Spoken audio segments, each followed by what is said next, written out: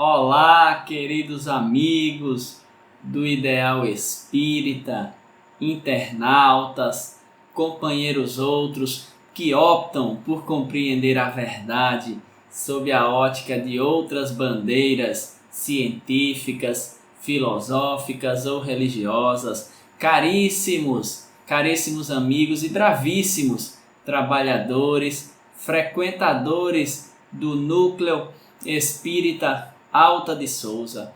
Eu sou Wilson Gomes, trabalhador da nossa querida Federação Espírita Pernambucana. Hoje nós conversaremos um pouco sobre a vida como uma sinfonia, uma grande e bela sinfonia de amor e luz. Desejo a todos, durante esta reflexão e os dias que seguem, que a paz do Mestre Jesus, não a paz do mundo, a paz do Mestre, possa aquecer os nossos corações e iluminar as nossas mentes para as tomadas mais adequadas das decisões. Que estas possam ser decisões iluminadas pela paz do Cristo, que sigam sempre pelo bem, pelo belo, pelo nobre, enfim, que a gente escolha sempre, iluminados pela paz que o Cristo nos ofertou, iluminados por ela, que a gente escolha sempre pela lei de Deus. Mas façamos de início uma oração, um momento em que nós, os corações e as mentes necessitadas de amparo e de luz para a nossa caminhada, liga-se às esferas superiores. É neste momento, então, que pedimos o amparo dos benfeitores espirituais, que presentes em nossa residência, que presentes nas residências destas criaturas que me ouvem, possam nos amparar, nos auxiliar, colocando através deste instrumento simples, palavras simples e esclarecedoras, que orientem tanto o que fala quanto aqueles outros que me ouvirão hoje e nos próximos dias que se seguem através dos vários canais de comunicação do Núcleo Espírita Alta de Souza. Que Jesus nos fortaleça, nos ampare, que este momento de reflexão seja efetivamente um bálsamo para cada coração e cada mente aqui presente. Jesus, obrigado pela certeza de Tua presença. Digamos que iniciado está o nosso momento de reflexão. E assim, queridos amigos, lembremos das leis de Deus, porque este, Criador de todas as coisas, não nos desampara em tempo algum. Se para nós, simples encarnados, espíritos em processo evolutivo, tem sido difícil compreender o Criador, esforcemo-nos por tentar entender suas leis, suas sagradas, abençoadas e santas leis. É assim então que o homem, em tentando compreender as leis de Deus, consegue com um esforço gigantesco compreender um pouco do Pai Criador. Nascemos e fomos criados para a felicidade eterna. Se há uma fatalidade em nossas vidas, da qual nenhum de nós se furta, da qual nenhum de nós pode ausentar-se e fugir, é da felicidade plena e integral reservada a todo aquele que fora criado por Deus, e todos os espíritos, estejam eles encarnados ou desencarnados, foram criados pelo Pai Celeste, porque Ele é Criador de todas as coisas. As leis de Deus se expressam nas mais variadas situações do nosso dia, bastando, portanto, que tenhamos a percepção e a sensibilidade de entender que nos vários momentos e nas várias experiências que enfrentamos, ela se manifesta e se faz necessária que a observemos. Vejamos, portanto, que o Espírito, ao sair da mão do Criador, sai como um princípio espiritual, dito assim, por toda a doutrina dos Espíritos. E este, nos vários e vários estágios que se seguem até que alcance o estágio de humanidade, experimenta várias e várias sensações que vão da simples atração até o instinto que já consta de um movimento mais elaborado. É por isso que Allan Kardec vai perguntar na questão de número 773 da obra máter da doutrina dos espíritos, por que os animais abandonam as suas crias à medida em que elas já são capazes de prover o seu próprio alimento, de prover o seu próprio sustento. Porque não há entre os animais e aqueles outros seres dos reinos ditos inferiores à humanidade, ao qual nós estamos estagiando hoje, porque estes seres não têm laços afetivos, não têm movimentos de continuidade no processo de criação. No que os espíritos vão informar que isto ocorre efetivamente por isso que os animais abandonam suas crias, assim que não precisam mais alimentá-los e cuidá-los, porque o espírito, nesse estágio em que se encontra, ainda num reino animal, as suas necessidades são puramente físicas. Não tem o espírito ainda, até este momento, necessidade de relações morais.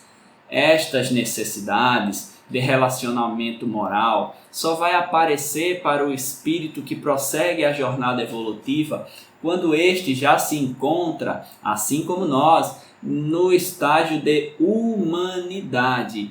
Então surgem as necessidades de relacionar-se como fazemos uns com os outros, sendo, portanto, a vida de isolamento contrária ao movimento divino, contrária à lei de Deus. E, portanto, a vida em sociedade, a vida em grupo e em conjunto é uma lei da natureza, não sendo para a doutrina dos espíritos, e é isso que os benfeitores vão dizer na questão que se segue, a 774, que vai estar no item de laços de família, de que a relação social, o grupo em que é possível desenvolver-se moralmente, não é o fruto da educação e do costume, do hábito das sociedades e das culturas. É lei da natureza. Quis assim então o Criador que para o processo evolutivo a gente pudesse e necessitasse de construir relações e evoluirmos juntos. Assim é então que desenvolve-se a lei de fraternidade universal, à medida em que os nossos relacionamentos se ampliam. É, portanto, estes laços morais que desenvolvemos uma lei, e toda lei de Deus é determinação da natureza, a qual cumprir se faz mistério, se faz obrigatório, se faz mais do que necessário e urgente. É deste modo, então, que podemos dizer que a vida que vai para além daquilo que vemos, daquilo que ouvimos, daquilo que sentimos, daquilo que tateamos, a vida que não se encerra com uma experiência reencarnatória empunhando um instrumento biológico, a vida que vai para além de tudo que conhecemos por matéria e por vibração na nossa faixa de evolução que nos encontramos, a vida é uma sinfonia, diferentemente de um concerto, porque este segundo, o concerto, necessita de um solista. A orquestra posicionada atrás e à frente um instrumento que faz a função de instrumento solista. É assim que temos então concerto para violino, concerto para eboé e outros instrumentos que fazem a função de destaque. A vida não é fruto do destaque de uns e de outros. A vida é uma sinfonia, e numa sinfonia não há instrumento solista, não há um instrumento em destaque. Na sinfonia, o músico que utiliza o instrumento em destaque no concerto desce para tocar junto com a orquestra, fazendo, portanto, verdadeiramente o movimento sinfônico de união, de conjunto, sem o qual não é possível a evolução, visto que a lei de sociedade antecede ao livro dos Espíritos e a vida, a lei de progresso, que somente sustenta-se à base também da lei de sociedade.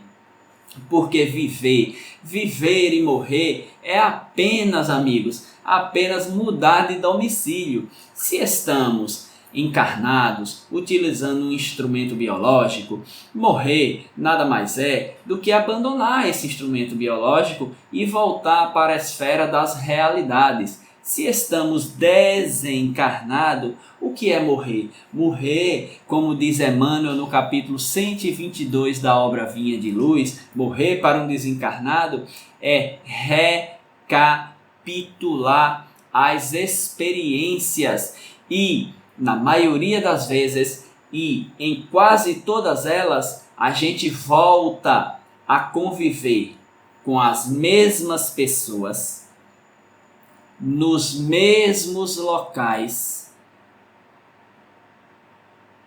vivenciando as mesmas experiências. Voltamos para a mesma família, para o mesmo grupo familiar, para o mesmo círculo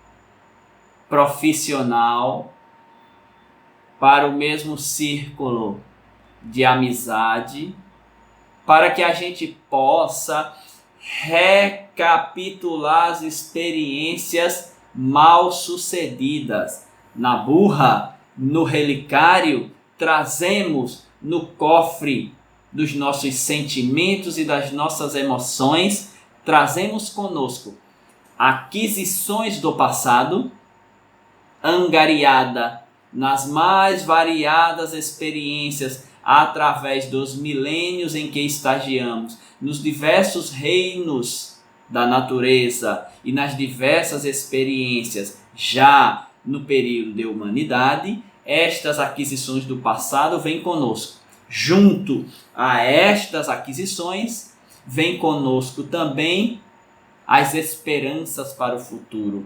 Vem conosco também as aspirações para a vida que se segue, para que a gente possa alcançar o objetivo. E para isto, toda uma programação espiritual fora realizada, todo um planejamento. Diz Emmanuel, na obra Relicário de Luz, no capítulo que trata do retorno, que Emmanuel intitula de Retorno ao Caminho, diz o benfeitor que quando estamos no plano espiritual, fazemos junto aos benfeitores, a dezenas de amigos espirituais que nos ajudaram a nos colocar novamente em contato com as pessoas e com as experiências necessárias. Nós fazemos dezenas de promessas ao amor que malbaratamos, prometemos desta feita amparar, acolher e orientar. Aos filhos que em oportunidades transatas abandonamos, agora desta feita fazemos as mais altas promessas de orientação. Contudo, quando retornamos à face da vida de encarnado, quando nos vestimos desse instrumento biológico que ora estamos a utilizar, geralmente a maioria de nós acaba por esquecer todas as promessas que fizemos ao Criador e todas as promessas que fizemos àqueles vários amigos que nos apoiaram, porque a nossa encarnação, a nossa vida enquanto encarnado é um investimento de dezenas de amigos. Não é justo, portanto, então, que malbaratemos as oportunidades e o tempo que nos foi oferecido para o refazimento das experiências. Porque a vida, conforme tenho dito, é uma sinfonia que segue para além do que vemos, do que ouvimos, do que pegamos e do que percebemos com os nossos sentidos e até mesmo com os instrumentos científicos que temos às mãos nas academias científicas, nos centros de conhecimento do homem encarnado. A vida vai prosseguir e com ela nós vamos juntos, levando tudo que a gente aprendeu aqui e trazendo de lá tudo que a gente lá também conseguiu construir para o nosso aprimoramento. André Luiz, espírito, vai ter um momento muito delicado na obra mais famosa de sua autoria, ditada por ele através das abençoadas mãos de Chico Xavier, que é a obra Nosso Lar. No capítulo 35 da obra citada, o próprio André Luiz vai narrar que estava estagiando nas câmaras de retificação, onde tinha o apoio, onde tinha a monitoria da enfermeira Narcisa. E em certa oportunidade, André Luiz está acompanhando o trabalho dos samaritanos. Os samaritanos, para que a gente possa relembrar ou conhecer, é um grupo de espíritos que trabalha em nosso lar, fazendo o transporte de espíritos de regiões que há ainda em grande quantidade na esfera invisível, de região de dor, de sofrimento, de dificuldade. Então os samaritanos vão até essas regiões e trazem aqueles que já reúnem condições de serem acolhidos e amparados em uma colônia do quilate de nosso lar. Porque não é simples e fácil ser ajudado. É necessário que a gente reúna condições. A gente sempre olha para a ajuda como se fora um único trabalho de quem ajuda. A gente sempre pede aos benfeitores espirituais, aos amigos das esferas invisíveis, que venham em nosso socorro. Contudo, é bom que a gente lembre e não esqueça que é necessário que a gente reúna condições para ser ajudado. O bem só pode ser feito naquele vaso que preparou-se para receber a linfa. Então, o grupo de samaritanos que vão até as regiões de dor e de ignorância do mundo espiritual traziam a noite que André Luiz se refere no capítulo 35, trazia diversos espíritos nas mais variadas situações de dor e de dificuldade. Então André Luiz toma um susto, porque uma voz lhe chama dentre o grupo de trabalhadores dos samaritanos. Quando André Luiz olha, num misto de susto e de surpresa, ele reconhece que aquele homem que lhe chamava era o Silveira. E o Silveira aproxima-se do André, dá um grande abraço, pergunta pelo pai de André Luiz. André, totalmente desconcertado, abraça Silveira timidamente. Mas por que aquele encontro deixara André Luiz tão incomodado, tão envergonhado? para falar a verdade, que ele mal conseguia dialogar com o Silveira. Pois bem, o próprio André Luiz vai descortinar. Silveira comprava retalhos com a sua família ao comerciante, vendedor de grandes peças de tecido, que era o pai de André Luiz, grande comerciante. Só que o Silveira, em dificuldades gigantescas nos negócios, não conseguiu quitar uma dívida que tinha com o pai de André Luiz. Então, em uma noite, já adoentado e acamado, solicitou que sua esposa fosse até a casa de André Luiz, falar com o pai de André Luiz, para que ele, o pai, pudesse perdoar suas dívidas, porque eles não iam conseguir quitá-la. Assim o fez a esposa do velho Silveira.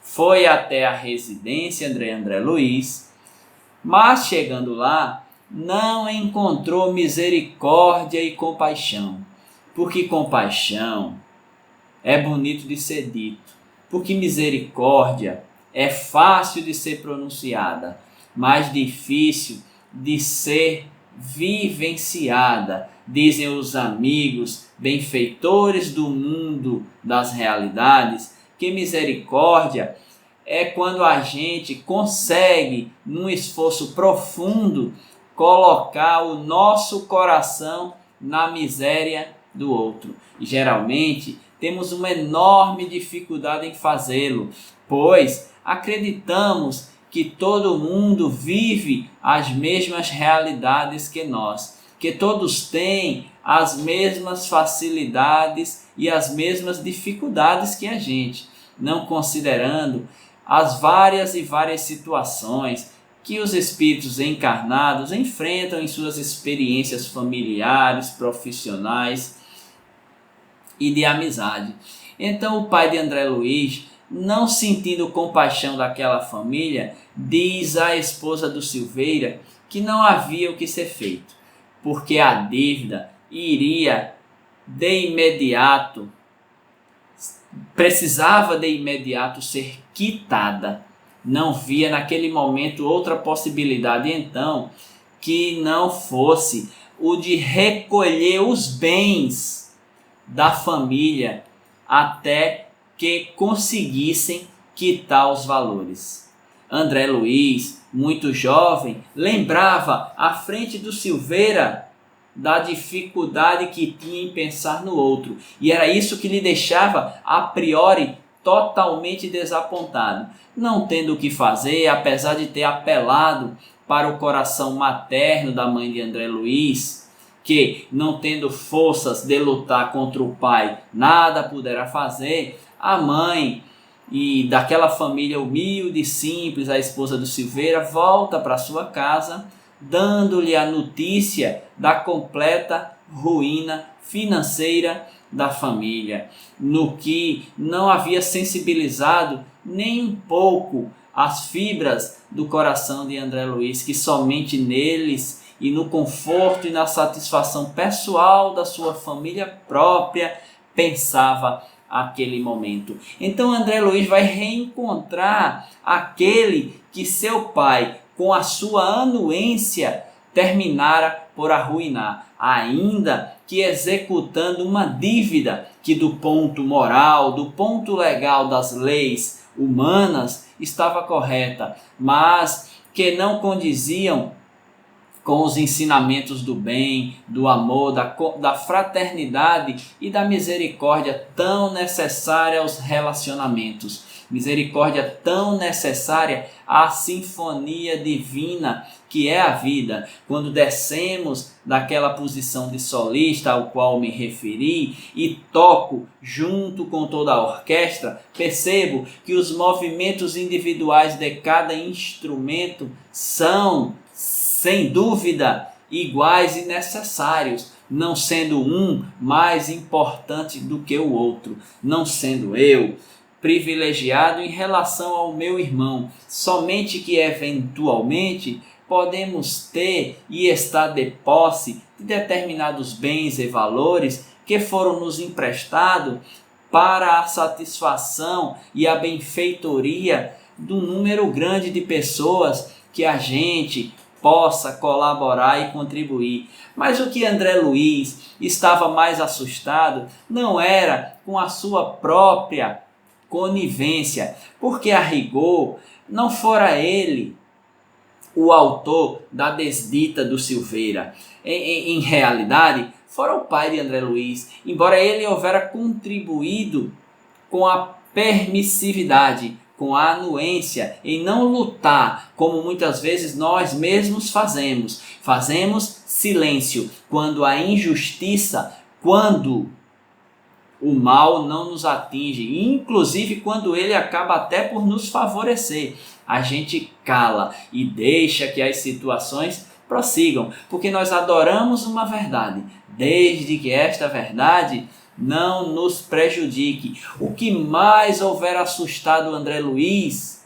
e o que mais o deixava intrigado não era a sua própria decepção, mas o comportamento do Silveira, que não estava com raiva de André Luiz, contrariando as suas próprias expectativas. O Silveira não guardava rancor de André Luiz. O Silveira ofereceu amor. Isso deixou André Luiz intrigado, porque o Silveira, que fora ofendido, estava agora abraçando, beijando e perguntando de modo carinhoso e amoroso pelo pai de André Luiz, a quem ou quem lhe fizera tanto mal quando da última encarnação. Silveira estava oferecendo na sinfonia de vida que prossegue para além do corpo físico e da materialidade ao qual estamos estagiando no momento. Silveira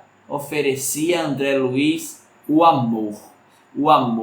A vida de Silveira agora era amar o próximo. E isso que deixava André Luiz intrigado. Como alguém a quem eu ofendi me oferece de retorno amor.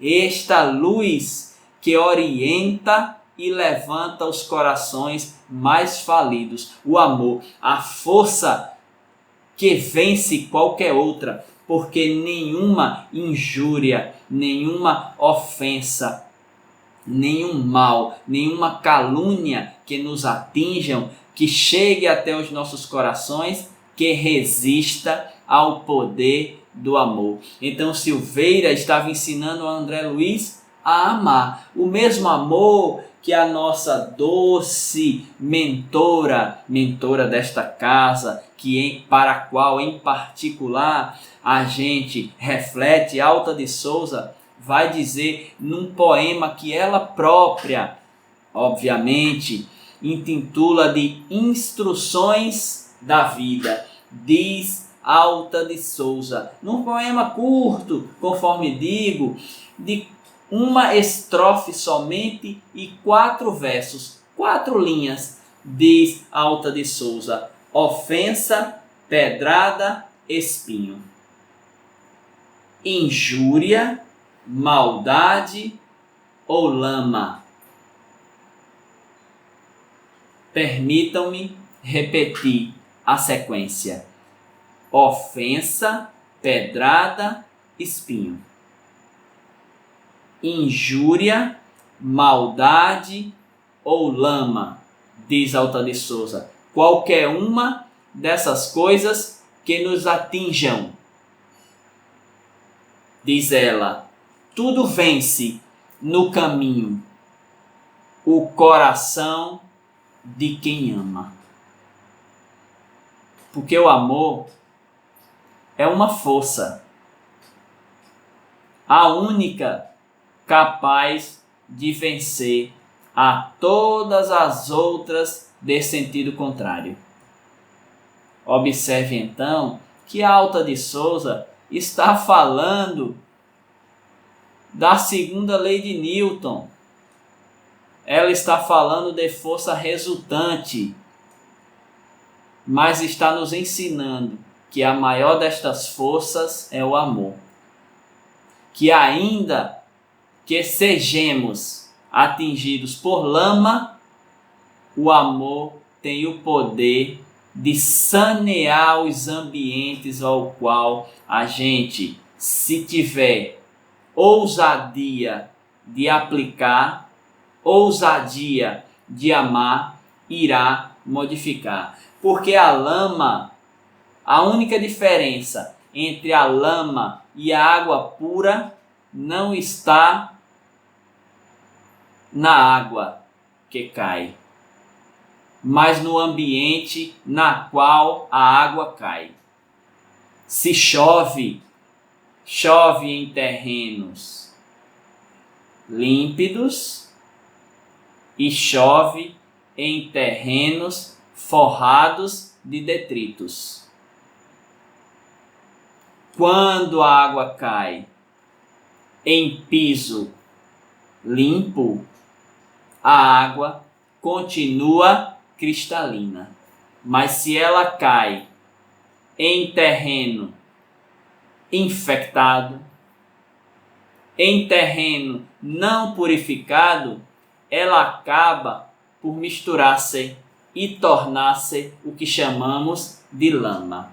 A lama, portanto, não depende da água, mas do terreno onde cai a água. É, portanto, necessário então que saneemos os ambientes em que a gente vive, nessa sinfonia chamada vida. E o único modo que a gente pode fazer isso, diz Alta de Souza, é o amor que vence a todas as situações que nos vêm. Porque é uma luz, e as luzes servem para orientar os viajores. Sem luz, a gente não enxerga. Sem luz, não é possível seguir numa estrada. Sem luz e sem amor, a vida perde o encanto de sinfonia e a orquestra toca desafinada. Viveremos igual um náufrago que insiste em saciar a sua sede sorvendo a água salgada do mar. E quanto mais ele bebe, mais sedento ele fica. É assim então, queridos amigos, que devemos ousar em amar. Amar, sobretudo, aqueles que não nos amam. Porque então estaremos fazendo e seguindo o conselho do Mestre Jesus. Em uma tarde, há 2000 anos atrás, Pedro houvera chegado das samarinheiras de trabalho. João, Tiago, até a casa do caminho. Aquela época, as perseguições aos cristãos ia ferrenha. Era preciso bastante coragem e dedicação ao Evangelho para poder vivenciar as máximas oferecidas pelo Mestre Jesus. Pedro observa que no afã, na porta principal da casa do caminho, no cair daquela tarde, entrava um jovem, o corpo coberto de chagas. Havia contraído e já dava sinais avançados da hanseníase. Diz Amélia Rodrigues no capítulo 19 da obra Dias Venturosos, que somente estava livre naquele leproso seus olhos, que já não tinham mas os mesmos tamanhos que outrora. Seu corpo inteiro era ou estava coberto de pústulas nauseantes. Então aquele homem jovem prostra-se de joelhos aos pés de Simão Pedro e lhe diz: homem santo, no que naturalmente é advertido pelo velho pescador, porque diz que santo é Jesus. Vim te pedir perdão. Mas uma coisa intrigava Pedro, porque aquele olhar não era um olhar desconhecido, era o olhar que já havia sentia no íntimo Simão Pedro. Aquele olhar já havia cruzado com o seu, não soubera de princípio identificar quem seria. Vim te pedir perdão, porque sei que és fiel ao Cristo. Contraí a lepra, a hanseníase, como chamamos hoje, e só tenho até o fim do dia para deixar a cidade. A partir de amanhã, como era de costume à época, estarei e serei obrigado a refugiar-me em um vale de dor e de isolamento, o vale dos leprosos. Mas antes de seguir a estrada escura e fria da minha dor e do meu sofrimento e da minha angústia, vim te pedir perdão, porque desejo retirar-me da vida. Não aguentarei tanta dor e tanta humilhação em ser expulso da cidade. Gostaria de, em retirando a própria vida, morrer sendo desculpado por ti. Agora Pedro, na emoção que brotava dos poros daquele homem e que era possível ser recepcionada pelo velho pescador, agora Pedro reconhecia naquele olhar um olhar familiar, embora um olhar que lhe dava medo e lhe causava lembranças amargas. Era o apedrejador de Estevão. Há alguns meses, somente há alguns meses atrás, aquele homem que agora pedia misericórdia, desejando encerrar por conta própria a sua experiência reencarnatória, há alguns meses atrás aquele homem chefiou, capitaneou o grupo de ignorantes que apedrejou no templo Estevão.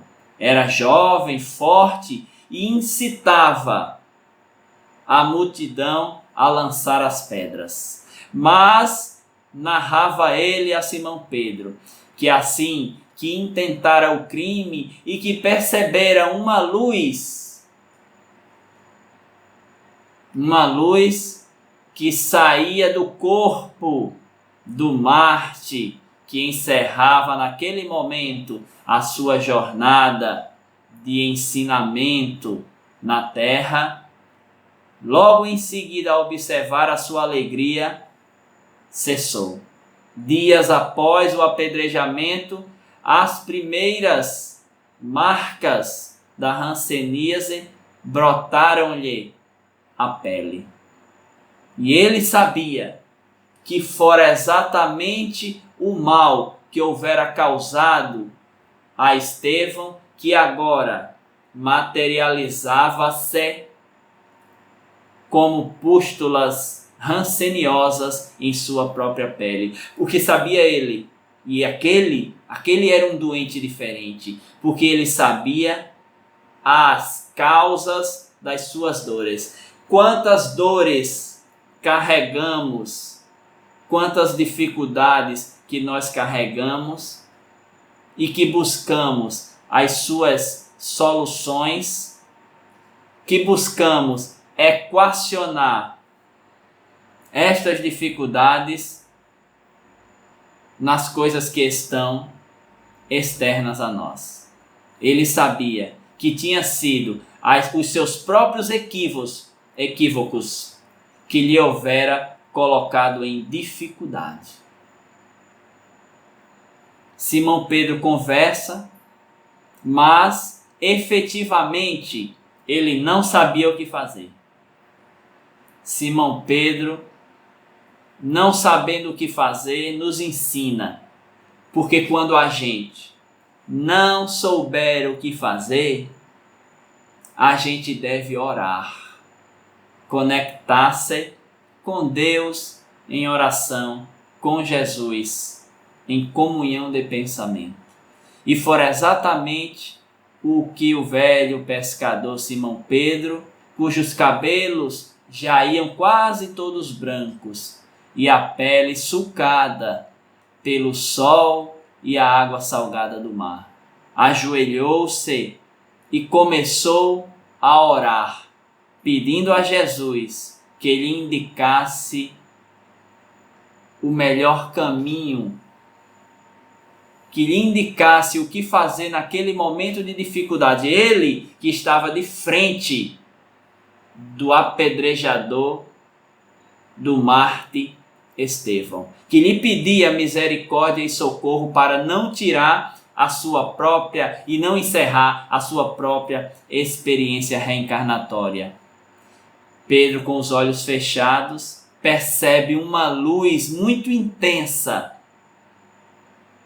que adentra pela porta humilde, simples da casa do caminho.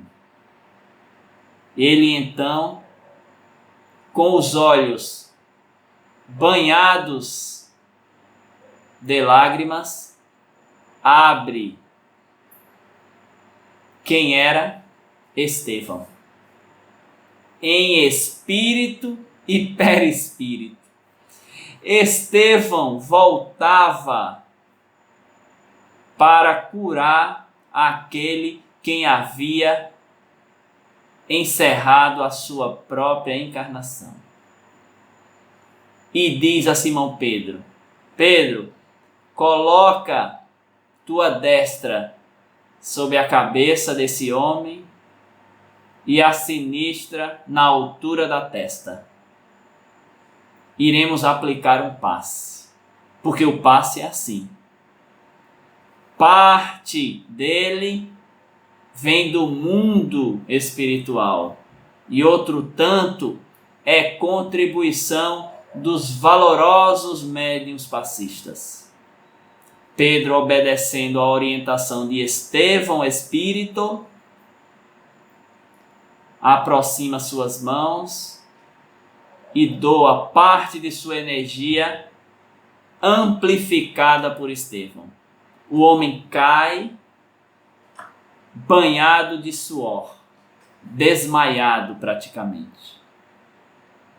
Estevão retira-se, dizendo a Simão que não há outro caminho para nos levar à felicidade plena e nos tornar homens e mulheres, espíritos integrais, que não o amor, o perdão e a compreensão para com as faltas dos outros, ainda que essas nos atinjam na própria vida.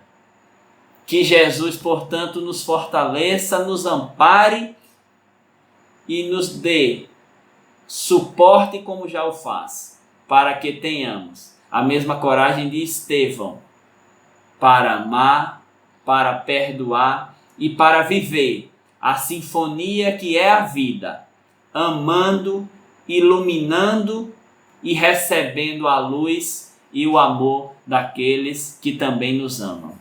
Que Jesus fortaleça a cada trabalhador do Núcleo Espírita Alta de Souza e que aqueça cada um dos corações que me ouvem neste momento e que nos ouvirão pelos próximos dias e pelas próximas horas. Que Jesus aqueça e ilumine cada uma dessas mentes, das nossas, para que a gente ouse amar, para que a gente faça um amanhã melhor para nós mesmos.